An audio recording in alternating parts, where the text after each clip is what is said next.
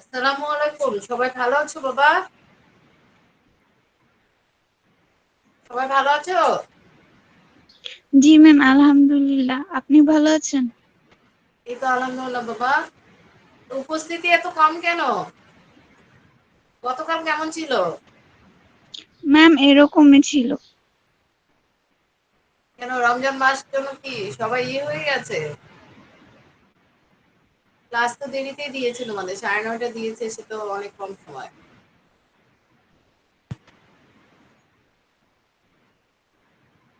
ঠিক আছে, তাহলে আমরা শুরু করে দেই। হ্যাঁ, তোমরা স্ক্রিনে দেখতে পাচ্ছ? স্ক্রিনে কি দেখা যাচ্ছে বলো? স্ক্রিনে কি দেখা যাচ্ছে? স্ক্রিন দেখতে পাচ্ছ সবাই? ইয়েস ম্যাম, দেখতে পাচ্ছি। তোমাদের এমসিকিউ এর কোশ্চেন দেখা যাচ্ছে, তাই না? আমরা কোশ্চেনটাকে সলভ করি। তাহলে দেখো এখানে কি আছে, আমাদের 1 নাম্বার কোশ্চেন কি আছে? হ্যাঁ, দেখা যাচ্ছে একদম ক্লিয়ার?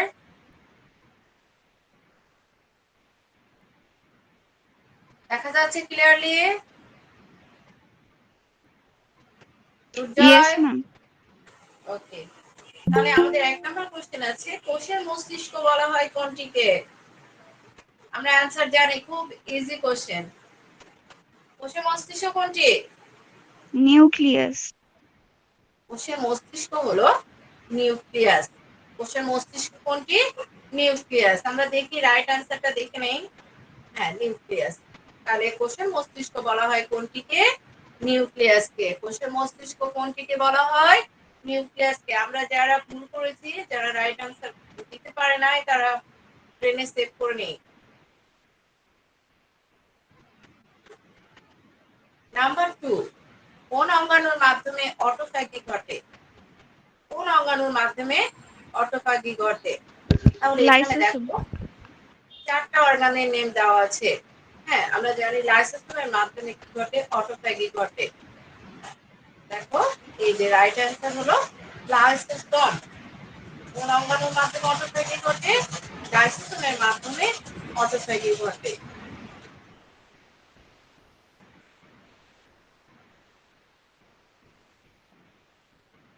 এরপর কোনটি পাইরিমিডিন বেস? কোনটি কি? Pyrimidine base.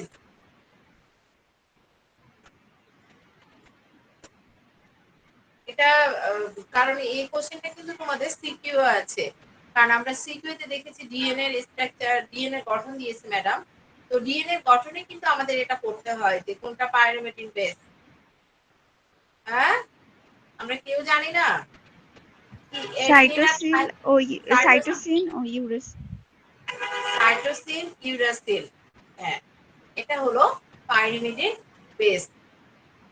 তাহলে আমরা পাইরিমিডিন বেস কোনটা? সাইটোসিন এবং ইউরাসিল।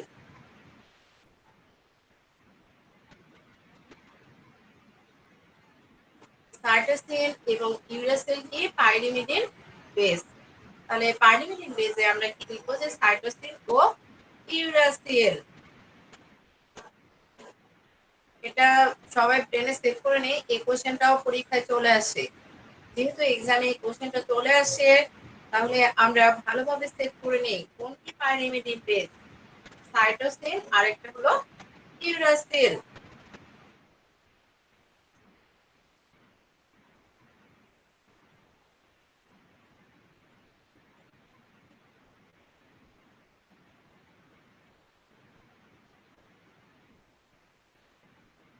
পরে কোশ্চেন, নিউক্লিয়াস অনুপস্থিত থাকে। নিউক্লিয়াস কোথায় অনুপস্থিত থাকে? রক্তের লোহিত রক্ত কণিকায়, কিছু প্রকৃত কোষে, উদ্ভিদে ভেসেল এবং স্থিত কোষে। কোনটা হবে?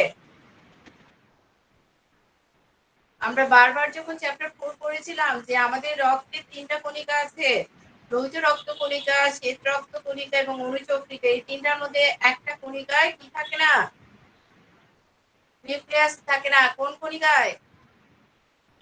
লোহিত দুটো রক্ত কণিকায় থাকে না। কণিকায়। হ্যাঁ, লোহিত রক্ত কণিকায় নিউক্লিয়াস থাকে না। লোহিত রক্ত কণিকা এবং দুটো রক্ত কণিকা থাকে না, লোহিত রক্ত কণিকা এবং অনুচক্রিকা। কোনটা? অনুচক্রিকা।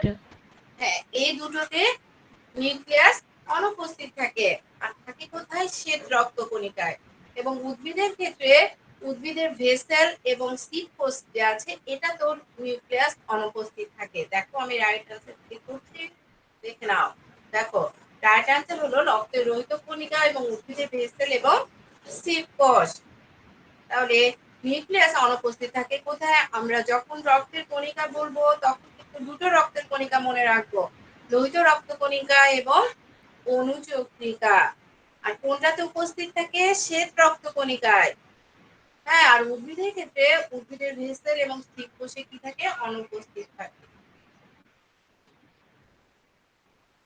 কোন অঙ্গাণুকে কোষের ট্রাফিক পুলিশ বলা হয়? Golgi body. Golgi body. Golgi body. আচ্ছা, গলগি বডিকে কোষের ট্রাফিক পুলিশ বলে। আমরা দেখে নেই এই সম্পর্কে একটা গল্প আছে, গল্পটা জানো তোমরা? ট্রাফিক পুলিশ নিয়ে মজার অবশ্য। তিনজন বান্ধবী গল্প করছে, বুঝছো? তিন ফ্রেন্ড গল্প করছে যে এক ফ্রেন্ড বলছে যে আমার হাজবেন্ড ডক্টর, এক ফ্রেন্ড বলছে আমার হাজবেন্ড ইঞ্জিনিয়ার, আর এক ফ্রেন্ড বলছে যে আমার হাজবেন্ড হলো ট্রাফিক পুলিশ। এটা বলার সঙ্গে সঙ্গে বাকি দুই ফ্রেন্ড মানে একটু মুখটা ঘুরায় নিচ্ছে, কারণ ওদের হাজবেন্ড, কারো হাজবেন্ড ডক্টর, কারো হাজবেন্ড ইঞ্জিনিয়ার, আর ওর হাজবেন্ড হলো ট্রাফিক পুলিশ, একটা ছোট পোস্ট। এটা কেমন হলো? তখন ওরা আবার গল্প করতেছে। ফার্স্ট যে বলেছে আমার হাজবেন্ড ডক্টর, ও বলেছে আমার হাজবেন্ড সমাজ সেবা করে, মানুষের সেবা করে, চিকিৎসা করে। কারণ আমার হাজবেন্ড যদি চিকিৎসা না দিত তাহলে কত মানুষ বিনা চিকিৎসায় মারা যেত। যে ইঞ্জিনিয়ার সে এখন বলছে আমার হাজবেন্ড, উনি আবার আর্কিটেকচার, বলছে আমার হাজবেন্ড এই যে বড় বড় বিল্ডিং গুলো এগুলো তো গঠন দেখায়, স্ট্রাকচার তৈরি করে। যদি উনি এটা তৈরি না করতো তাহলে কিভাবে? তাহলে তো বিল্ডিং গুলো সহজে ভেঙে পড়তো। এখন যার হাজবেন্ড ট্রাফিক পুলিশ উনি এখন বলতেছে ঠিক আছে, কিন্তু আমার হাজবেন্ড ট্রাফিক পুলিশ, আমার হাজবেন্ড রাস্তায় দাঁড়াইলে প্রাইম মিনিস্টার থেকে শুরু করে সবার গাড়ি দাঁড়ায় যায়। হ্যাঁ, তো তাহলে কার ক্ষমতা বেশি তিনজনের মধ্যে বলো? ট্রাফিক পুলিশের। হ্যাঁ, ট্রাফিক। হ্যাঁ, ট্রাফিক পুলিশের ক্ষমতা সবচেয়ে বেশি। এটা বোঝানোর জন্য এই গল্পটা বললাম। তাহলে গল্পি বলি অবশ্যই ক্ষমতাধর এবং এটা করতে হবে ভালো করে। ওকে, এটা প্রশ্নটা যেমন ইজি তেমন আবার ডিফিকাল্ট আছে। কোষীয় কোন অঙ্গাণু বংশগতির উপাদান বহন করে? এটা তো পারা খুব সহজ। ক্রোমোসোম। অবশ্যই ক্রোমোজোম। তাহলে ক্রোমোজোম কি করে? বংশগতির উপাদান বহন করে। আমরা রাইট অ্যান্সারটা দেখে নেই। তাহলে কোষীয় কোন অঙ্গাণু বংশগতির উপাদান বহন করে আমরা দেখে নিলাম, সেটা হলো ক্রোমোজোম। তাহলে কোষীয় কোন অঙ্গাণু বংশগতির উপাদান বহন করে? ক্রোমোজোম।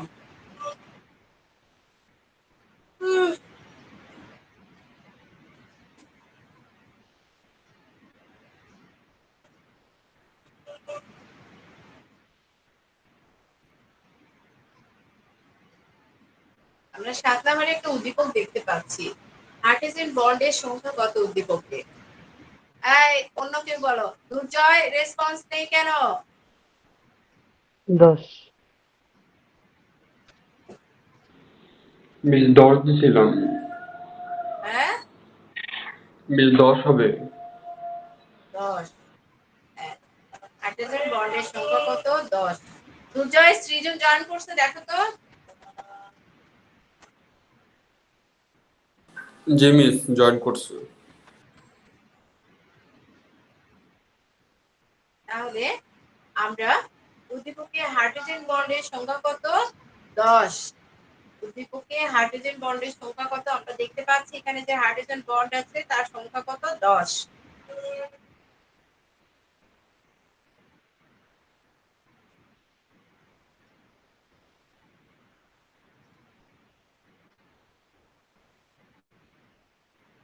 খুব সুন্দর একটা প্রশ্ন। ডিএনএ ধারণকারী কোষীয় অঙ্গাণু কোনগুলো? আমরা জানি এগুলো সবগুলো কোষীয় অঙ্গাণু। ক্লোরোপ্লাস্টকে আমরা চিনি, মাইটোকন্ড্রিয়া চিনি, নিউক্লিয়াস চিনি। এই সৃজন কথা বলো। সৃজন, সৃজন। ডিএনএ ধারণকারী কোষীয় অঙ্গাণু কোনটি? Chloroplast, mitochondria, nucleus. Srijan, Pallavi, Pallavi. জি মিস। হ্যাঁ, ডিএনএ ধারণকারী কোষীয় অঙ্গাণু কোনগুলো?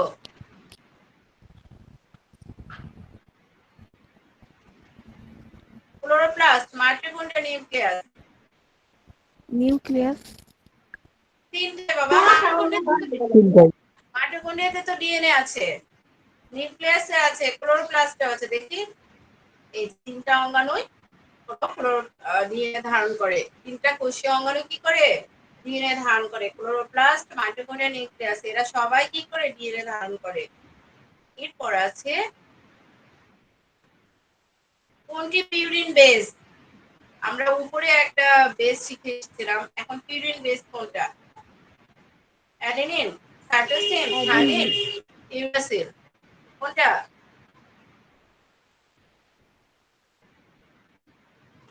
তাড়াতাড়ি বলো, কোনটি পিউরিন বেস? অ্যাডিনিন। অ্যাডেনিন।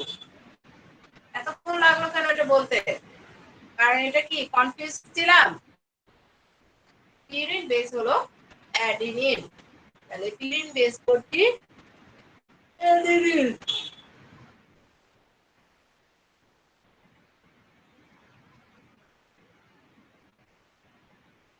উদ্দীপকের এই চিত্রে ক্রোমোজোমটি কোন ধরনের?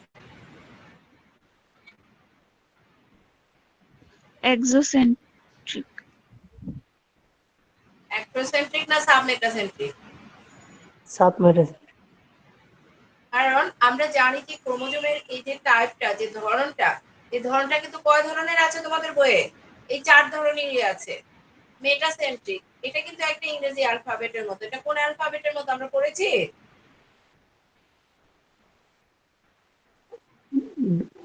ভি।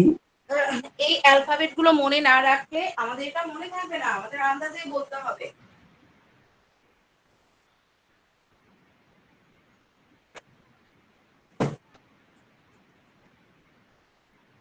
কি আমরা ভুলে গেছি? হ্যাঁ, এখানে দেখো ফার্স্ট আছে কি, দেখো ভি মনে হয়। পাঁচটাই মনে রাখো, চারটাই মনে রাখো। মেটাসেন্ট্রিক, মেটাসেন্ট্রিকটা আমাদের ইংরেজি যে অ্যালফাবেট আছে ভি অক্ষরের মতো। কার মতো? ভি অক্ষরের মতো, এটা মনে রাখবা। এটা কি ভি অক্ষর না। তাহলে সাব মেটাসেন্ট্রিক, সাব মেটাসেন্ট্রিকটা এটা কিসের মতো দেখো? এটা হলো এল এর মতো। এটা অবশ্যই এল এর মতো। হ্যাঁ, এটাকে যদি আমি ঠিকভাবে লিখি দেখো এল দেখা যাবে, ক্যাপিটাল লেটার এল এর মতো ফিগারটা, সেজন্য এটা সাব মেটাসেন্ট্রিক। আমি অ্যান্সারটা পরে দেখাচ্ছি। এরপরে আছে অ্যাক্রোসেন্ট্রিক। হ্যাঁ, অ্যাক্রোসেন্ট্রিক যেটা, এটা ইংরেজি অ্যালফাবেট কিসের মতো? জে, জে অক্ষরের মতো। এটা কিসের মতো? জে এর মতো। আর টেলোসেন্ট্রিকটা হলো আই এর মতো। তাহলে আমরা যদি এই চারটা কথা মনে রাখি তাহলে এই ফিগার যেটাই দিক না কেন আমি পেরে যাব। তাহলে ফার্স্ট আমরা মেটাসেন্ট্রিক কোন অ্যালফাবেটের মতো দেখলাম বলো তো? I V. মেটাসেন্ট্রিক দেখতে কেমন? মেটাসেন্ট্রিক দেখতে কেমন? ভি এর V, মতো। V submetacentric L, অ্যাক্টোসেন্ট্রিক J, telocentric I। এই কটা কথা মনে থাকবে না? দেখো এটার অ্যান্সার হলো সাবমেটাসেন্ট্রিক। দেখতে পাচ্ছ? দেখা যাচ্ছে স্ক্রিনে? ইয়েস ম্যাম, দেখা যাচ্ছে।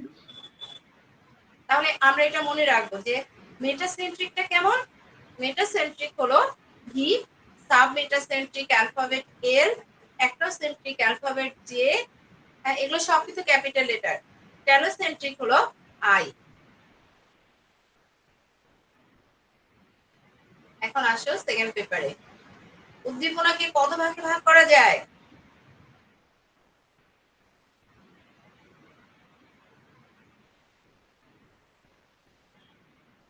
আমরা অ্যান্সার দেই নাই কেউ?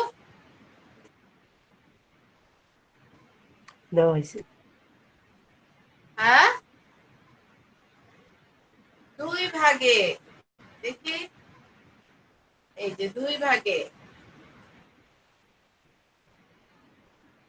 সহজাত আচরণের বৈশিষ্ট্য কোনটি? সহজাত আচরণের বংশানুক্রমে হ্যাঁ, অবশ্যই বংশানুক্রমে একইভাবে প্রদর্শিত। সহজাত আচরণের বৈশিষ্ট্য বংশানুক্রমে একইভাবে প্রদর্শিত, কারণ সহজাত আচরণ আমরা জানি এটা জন্মগতভাবে পাওয়া, আর জন্মগতভাবে যেটা পাই সেটা তো আমরা আসলে বংশানুক্রমিক ভাবেই পাই। এখানে রাইট আনসার, সহজাত আচরণের বৈশিষ্ট্য হলো বংশানুক্রমে একইভাবে প্রদর্শিত। বংশানুক্রমে কি একইভাবে প্রদর্শিত। তাহলে আমরা সহজাত আচরণের বৈশিষ্ট্য পেয়ে গেলাম, বংশানুক্রমে কি একইভাবে প্রদর্শিত।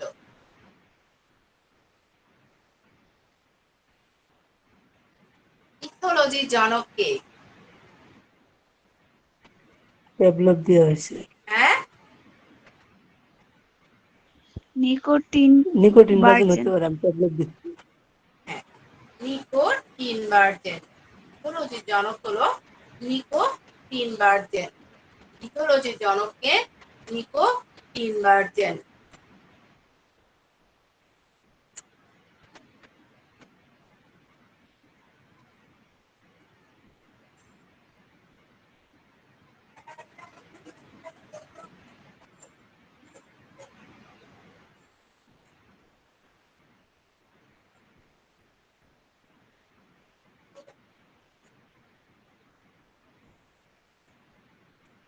ও, কি হলো? আরে, কি হলো? এর থেকে বের হয়ে গেলাম কেন?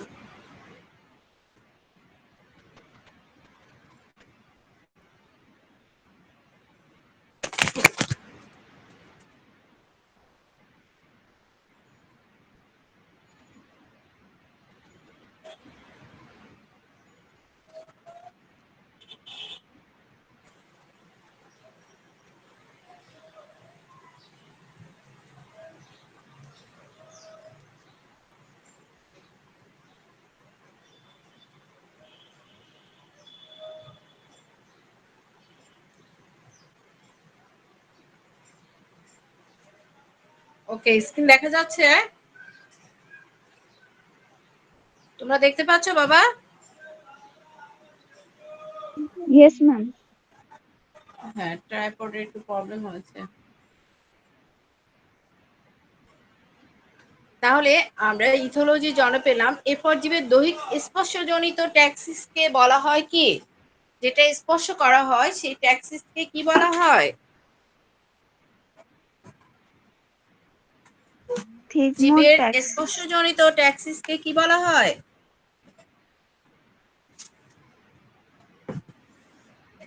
আমরা কেউ পারি না এটা? ম্যাম, অবশ্যই থিগমোট্যাক্সিস। হ্যাঁ, থিগমোট্যাক্সিস। জীবের স্পর্শজনিত দৈহিক স্পর্শজনিত ট্যাক্সিসকে বলা হয় থিগমোট্যাক্সিস। তাহলে জীবের দৈহিক স্পর্শজনিত ট্যাক্সিসকে বলা হয় থিগমোট্যাক্সিস।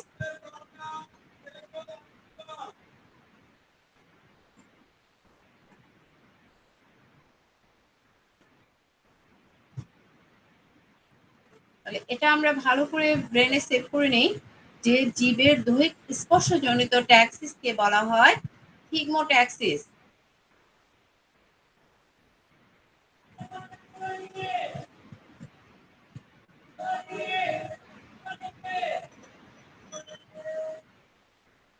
নিচের কোনটি সহজাত আচরণ? অভ্যাসগত, সাপেক্ষকরণ, অনুকরণ, অপত্য লালন, কোনটা? আমি অপত্য লালন দিচ্ছি। তুমি অপত্য লালন দিছো কেন? এটা না না, এটাই দিছি। অভ্যাসগত সম্ভবত। অবশ্যই অপত্য লালন, কারণ এটা কি পিতামাতা কর্তৃক এটা কি কি করা হয় যে লালনটা এই দেখো কোনটি সহজাত আচরণ? অপত্য লালন, কারণ এটা আমরা পিতামাতা থেকে এই লালনটা পিতামাতারাই করেন।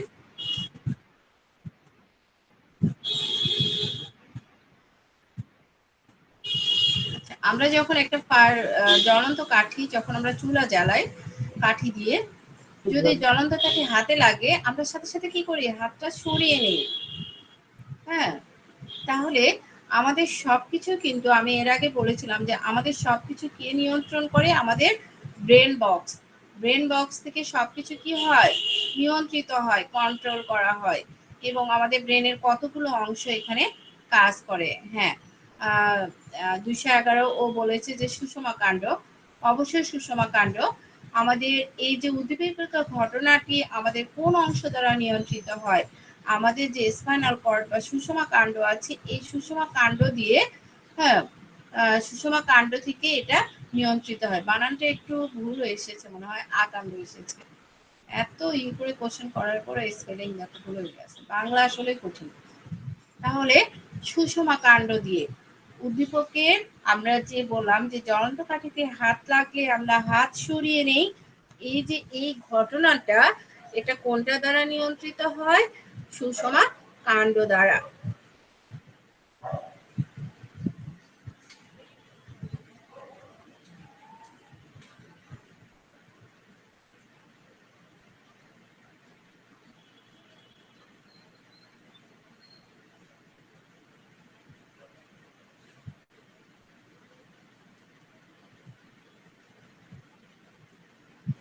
এরপর উদ্দীপকে উল্লেখিত ঘটনাটি কোন ধরনের আচরণ? দেখো, ট্যাক্সিস, প্রতিবর্তী ক্রিয়া, প্রতিবর্তী সহজাত ক্রিয়া। আচরণ, শিখন আচরণ, কোনটা?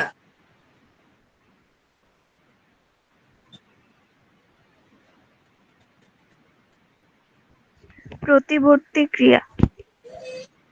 হ্যাঁ, প্রতিবর্তী ক্রিয়া, কারণ আমরা প্রতিবর্তী ক্রিয়া যখন সংজ্ঞা পড়েছিলাম এবং উদাহরণ যখন পড়েছিলাম তখন আমরা, এরা লিভ নিচ্ছে কেন? অনেকে লিভ নিচ্ছ কেন? তাহলে উদ্দীপকের উল্লেখিত ঘটনাটা হলো পূর্তিবর্তী ক্রিয়া। তাহলে আমরা দেখে নেই, ইংলিশে বলা হয় রিফ্লেক্সেস বা রিফ্লেক্স অ্যাকশন। ইংলিশটা অনেক সময় দিয়ে দেয়, বাংলায় লিখে দেয় যে রিফ্লেক্সেস বা রিফ্লেক্স অ্যাকশন।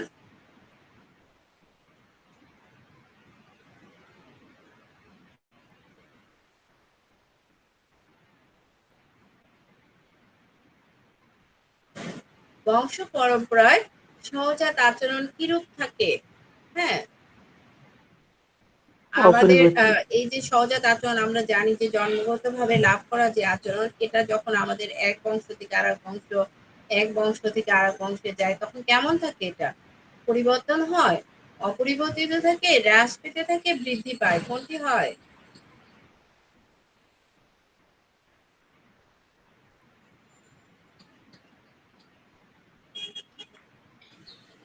মিস বংশ বৃদ্ধি পরম্পরায় পায়। সহজাত আচরণ কিরূপ থাকে?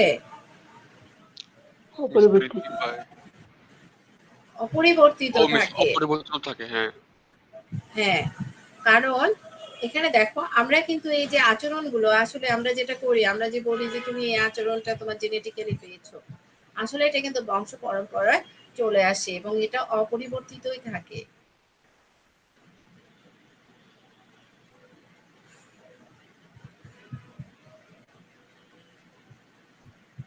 পাখির বাসা বানানোর সাথে কোনটি জড়িত? আমি তোমাদের একটা গল্প শুনিয়েছিলাম, বাবুই পাখির বাসা বানায় সুন্দর করে, খুব ভালো লাগে। আসলে বাবুই পাখির বাসাগুলো দেখতে কিন্তু খুবই সুন্দর। হ্যাঁ, তো আসলে এটা কোনটা? ইনস্টিংক্ট, শিখন, প্রতবর্তী মানে প্রতিবর্তী, আভ্যন্তরীণ উদ্দীপক? উম, প্রথমটা।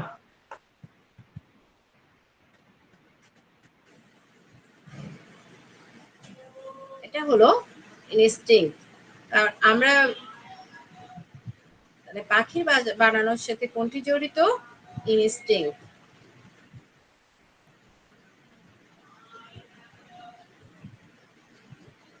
কোন ধরনের আচরণের জন্য প্রাণী সমাজে স্বীকৃতি লাভ করে?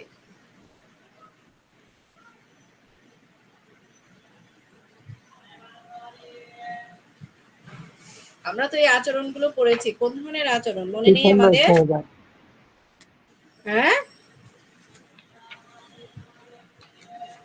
সহজাত আচরণ নয়। সহজাত আচরণ, তাই না? দেখে নেই আমরা রাইট অ্যান্সার।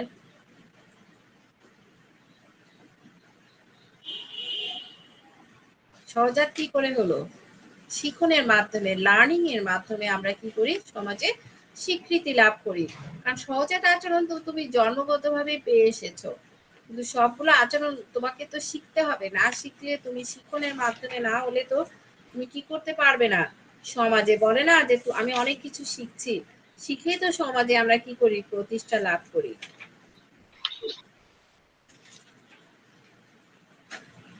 তাহলে আমরা কোন ধরনের আচরণের জন্য প্রাণী সমাজে স্বীকৃতি লাভ করে?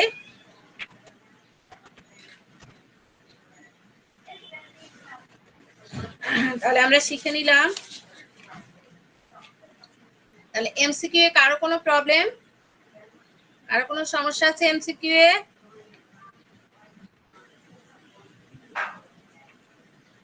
কারো কোনো সমস্যা? No miss. তাহলে আমরা সিকিউ এ চলে যাচ্ছি। দেখো সিকিউ এ ম্যাডাম এই উদ্দীপক দিয়েছেন যে দ্বীপকোষে দুই ধরনের জৈব অ্যাসিড আছে।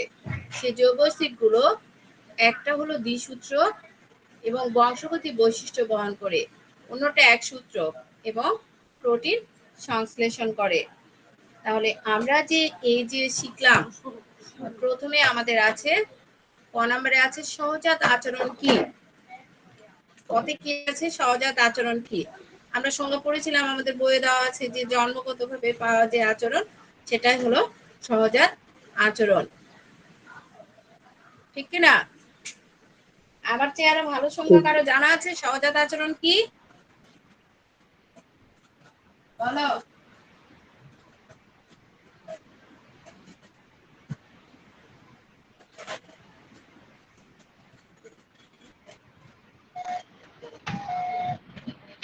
আমাদের কারো জানা আছে সহজাত আচরণ কি? মিস, সহজাত আচরণ হচ্ছে এমন আচরণ যা জন্মগত পাওয়া অর্থাৎ স্বতঃস্ফূর্তভাবে প্রাপ্ত সুনির্দিষ্ট কাজ সম্পাদনকারী আচরণ। হ্যাঁ, আমরা যদি শুধু লিখেও দিই যে জন্মগতভাবে প্রাপ্ত যে আচরণ, এটা হলো সহজাত আচরণ। এরপরে তোমাদের 2 নম্বরে আছে পূর্তিবর্তী ক্রিয়া বলতে কি বোঝায়? পূর্তিবর্তী ক্রিয়া বলতে কি বোঝায়? তাহলে আমরা এখানে জানি যে উদ্দীপকের প্রভাবে নির্দেশ, কার নির্দেশ ছাড়া, মস্তিষ্কের নির্দেশ ছাড়াই স্বতঃস্ফূর্তভাবে মস্তিষ্কের পেশি বা সুষুম্ন কাণ্ড। প্রসঙ্গে যে অনৈচ্ছিক প্রতিক্রিয়া সৃষ্টি হয় তাকে বলা হয় প্রতিবর্তী ক্রিয়া। যেমন আমরা ফায়ার বক্স, যখন একটা ম্যাচ থেকে, জ্বলন্ত কাঠি থেকে আমরা হাত সরাই নিলাম, এটা কিন্তু আসলে আমাদের অনৈচ্ছিক ভাবেই আমরা কাজটা করেছি। তো আমরা প্রতিবর্তী ক্রিয়া বলতে কি বোঝে আমরা জানলাম। এরপরে তোমাদের যে কোশ্চেনটা দিয়েছে ম্যাডাম, উদ্দীপকের প্রথম অঙ্গাণুর গঠন বর্ণনা করো। এখন উদ্দীপকের প্রথম অঙ্গাণুটি কি? আমি তো চিনতেছি না। উদ্দীপকের প্রথম অঙ্গাণুটা কি? পরিচয়টা আইডিয়া দিন। হ্যাঁ, এখানে কিন্তু পরিচয় সুন্দরভাবে দেওয়া আছে। এটা কি? দ্বিসূত্র, বংশগতির বৈশিষ্ট্য বহন করে। তাহলে এটা হলো, যেহেতু দ্বিসূত্র বংশগতির বৈশিষ্ট্য বহন করে, তাহলে আমরা প্রথমে লিখে দিব যে উদ্দীপকের প্রথম অঙ্গাণুটির নাম হলো ডিএনএ। এখানে কার গঠন বর্ণনা উদ্দীপকে উল্লেখিত প্রথম অঙ্গাণুটি হলো ডিএনএ, এর গঠন এর গঠন কি নিম্নরূপ।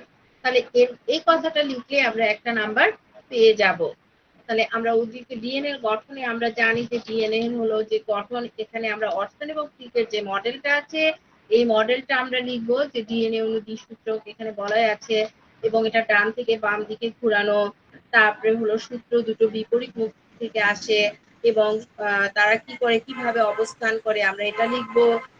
তারা সমুদ্রতে অবস্থান করে এবং তারা ডিঅক্সি রাইবোজ এবং ফসফেটের সংযুক্তির মাধ্যমে তারা থাকে, সূত্র দুটো তৈরি হয় এবং এর মাঝামাঝি সিঁড়ির মাঝামাঝি যেমন ধাপ আছে এর মাঝামাঝি ধাপ আছে, সেগুলো নাইট্রোজেনাস বেস এবং ই দিয়ে তৈরি, আমরা এভাবে লিখবো।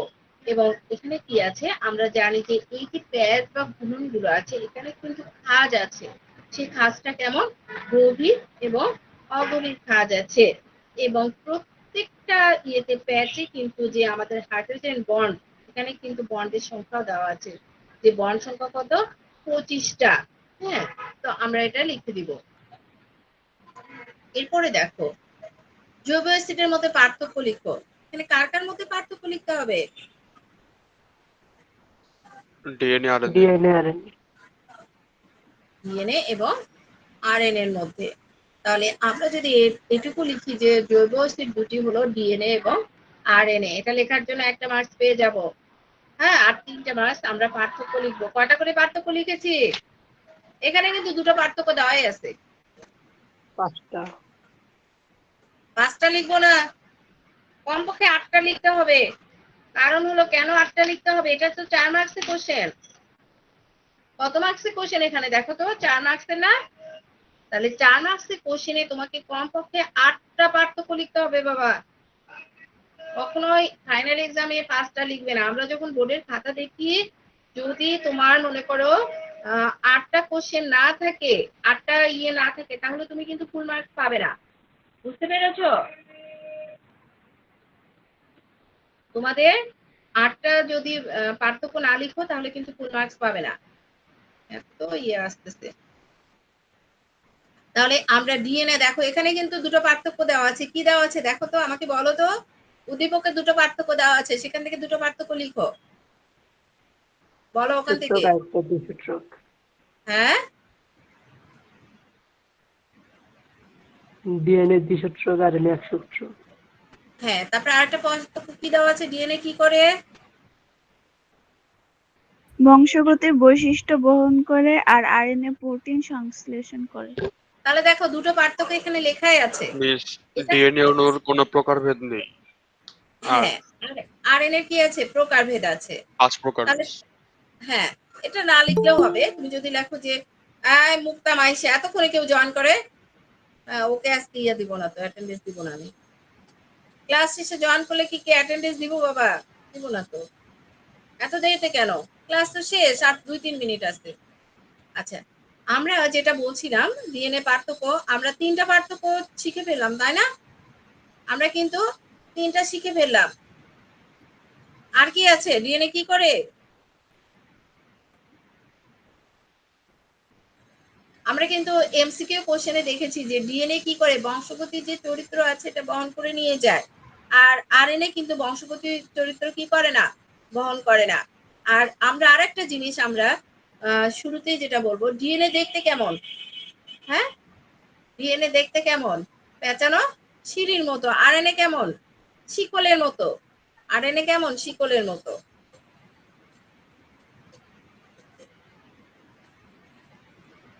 তারপরে আমরা আরো পার্থক্য জানি যে হলো এখানে আমরা যখন আরেকটা মেইন পার্থক্য যেটা ডিএনএ এর গঠন, হ্যাঁ, রাসায়নিক গঠন এবং আরএনএ যেটা রাসায়নিক গঠন আছে, এই পার্থক্যটা কিন্তু দিতে হবে।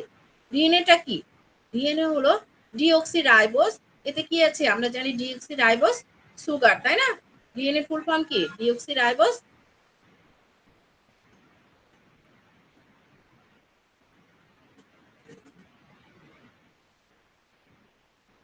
অ্যাটেন্ডেন্স ওই যে লিংক ইয়ে নিয়েছি, স্ক্রিনশট নিয়েছি, ওটা দিয়ে দিব। ওই জন্য তো একবার বের হয়ে গেলাম। তাহলে ডিএনএ আমরা কি বললাম যে ডিএনএ তে কি আছে, ডিঅক্সি, এটা রাইবোজ সুগার। তারপরে এখানে কি আছে, থাইমিন এবং সাইটোসিন বেস থাকে এটা পাইরিমিডিনে। আর আরএনএ কি থাকে, আরএনএ হলো আমরা জানি যে পাইরিমিডিনে এখানে মেইন যে পার্থক্য তোমরা বলেছিলা যে ইউরোসিল এবং সাইটোসিন, ইউরোসিল এবং কি থাকে, সাইটোসিন বেস থাকে। আর ডিএনএ কেমন ভাবে তৈরি হয়, এটা অনুলিপনের মাধ্যমে সৃষ্টি হয়। আর আরএনএ কিন্তু সব সময় নতুন ভাবে সৃষ্টি হয়, এর কোনো অনুলিপন হয় না। আরএনএ কি হয় না, অনুলিপন হয় না। তাহলে আমরা ডিএনএ এবং আরএনএ এর কয়টা পার্থক্য লিখবো বলো? 8টা লিখবো। হ্যাঁ, ডিএনএ এবং আরএনএ এর কয়টা পার্থক্য লিখবা তোমরা? 8টা। 8টা পার্থক্য লিখবো, কারণ 8টার কম লিখলে কিন্তু আমাদের কি হবে, ভুল হবে। আমরা 8টার কম পার্থক্য লিখবো না, তাহলে কিন্তু মার্কস কম পাবো। ভুল হবে তা না, মার্কস কম পাবো। কারণ 4-এ 4 পেতে গেলে আমাদের 8টাই লিখতে হবে, কারণ 4 মার্কস তো একটু লিখতে হবে বাবা। ঠিক আছে? আর তোমাদের মেইন পার্থক্যগুলো, মেইন পার্থক্যের মধ্যে এই পার্থক্যটা বাদই দেওয়া যাবে না, সেটা হলো রাসায়নিক গঠন। আমরা রাসায়নিক গঠনটা লিখবো। তো সবাই ভালো থেকো। ওকে, আল্লাহ হাফেজ, আসসালামু আলাইকুম। আমরা নেক্সট ক্লাসে আমরা চ্যাপ্টার শুরু করে দিব।